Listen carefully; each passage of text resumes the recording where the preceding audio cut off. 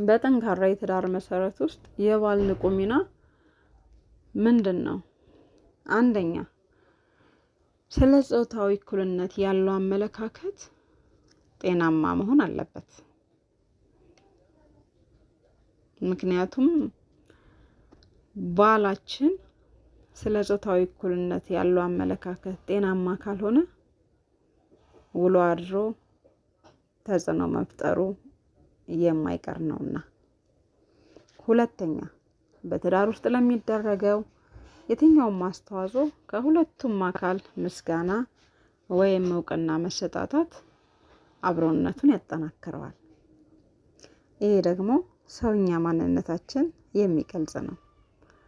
ሶስተኛ፣ በሁለቱም ጾታ በኩል ከፍና ዝቅ ያለ ስሜት ሊኖር አይገባም። ይህም ማለት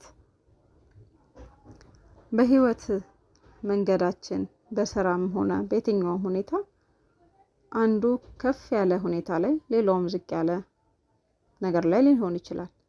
ነገር ግን በትዳር ውስጥ ይህን ልናንጸባርቅ አይገባንም። አራተኛ፣ በትዳር ውስጥ የህብረት ስራ መኖር አለበት። ሁለቱም የትዳር አጋር የሚሰሩት ለአንድ ተቋም መሆኑ መረሳት የለበትም ማለት ነው። አራተኛ፣ የጋራ መከባበር መኖር አለበት። ይህኛው በህይወታችን ወይም በኖርንበት ማህበረሰብ በአብዛኛው እየሰማን ያደግነው ባል ሊከበር እንደሚገባው፣ አባት በጣም የሚፈራ የሚከበር መሆኑን በቤት ውስጥ ሁላችንም እናውቃለን።